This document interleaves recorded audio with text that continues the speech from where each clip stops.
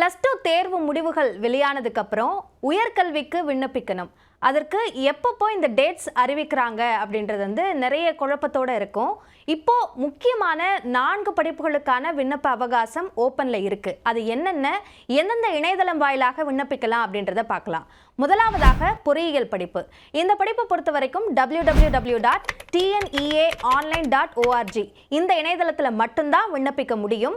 வீட்டிலிருந்தே விண்ணப்பிக்கிறது அவசியம். ப்ரௌசிங் சென்டர்ல போய் விண்ணப்பிக்கிறத தவிர்த்திடலாம் அப்படின்னு சொல்லியிருக்காங்க.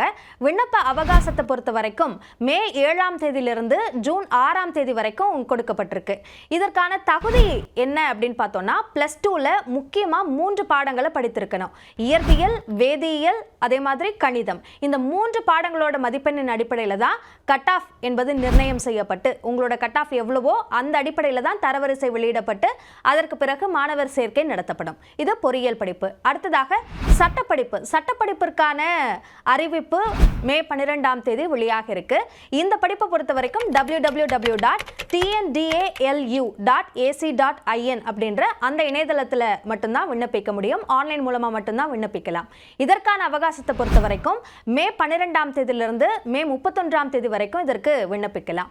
இந்த படிப்பிற்கான தகுதி அப்படின்னு பார்த்தோம்னா எல்லா விதமான +2ல படித்த பாடப்பிரிவுகளை படித்தவர்களும் இந்த சட்டப்படிப்பிற்கு விண்ணப்பிக்க முடியும். குறிப்பாக school of excellence of law அப்படின்ற அந்த இன்ஸ்டிடியூஷன் பல்கலைக்கழகத்திற்குள்ளேயே அரசு சட்டக்கல்லூரிகள், அதே மாதிரி ஸ்கூல் ஆஃப் எக்ஸலன்ஸ்னு 2 வகையா இருக்கு. ஸ்கூல் ஆஃப் எக்ஸலன்ஸ்ல ஹானர்ஸ் படிப்புல 2 விதமான படிப்புகள் இருக்கு.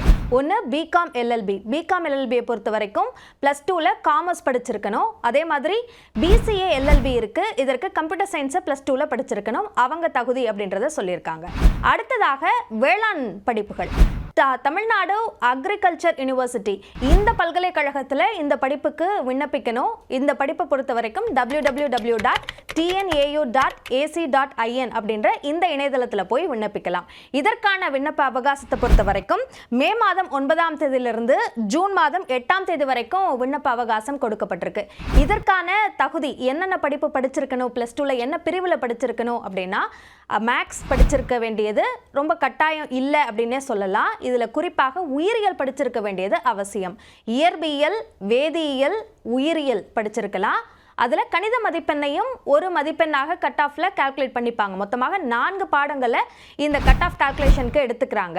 அடுத்ததாக சில படிப்புகளுக்கு மைக்ரோபயாலஜி, பயோடெக்னாலஜி, அதே மாதிரி கம்ப்யூட்டர் சயின்ஸ் இதில் ஏதாவது ஒரு படிப்பை படித்திருந்தாலும் அதற்கான விண்ணப்பங்களை செய்ய முடியும். அதனால் இந்த www.tnau.ac.in இந்த இணையதளத்தில் போய் அந்த ப்ரௌசர் முழுமையாக படித்து என்னென்ன படிப்பிற்கு எந்த படிப்பை +2ல படிச்சிருக்கணும் அப்படின்றத தெரிஞ்சுக்கலாம். போய் இன்ஜினியரிங் எடுத்துக்கிட்டோம்னா இந்த 3 படிப்புகள் தான் அப்படின்றது எல்லா பிரிவுகளுக்குமே அதுதான் தகுதி. ஆனால் அக்ரிகல்ச்சரை பொறுத்த வரைக்கும் ஒவ்வொரு படிப்புக்கும் மாறுபடும். அதனால அதை தெரிஞ்சுக்கிறது அவசியம்.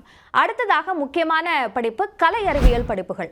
தமிழ்நாடு முழுக்க இருக்கக்கூடிய 176 அரசு கலை அறிவியல் கல்லூரிகளில் சேரணும் அப்படின்னா www.tngasa.in இந்த இணையதளத்தில் போய் தான் விண்ணப்பிக்கணும். இது ஒரு யூனிஃபைடு போர்ட்டல். எல்லா கல்லூரிகளுக்கும் இதன் மூலமாக மட்டுமே விண்ணப்பிச்சிட முடியும். கலந்தாய்வும் இணையதளம் மூலமாகவே நடக்கும் அப்படின்னு சொல்லப்பட்டிருக்கு.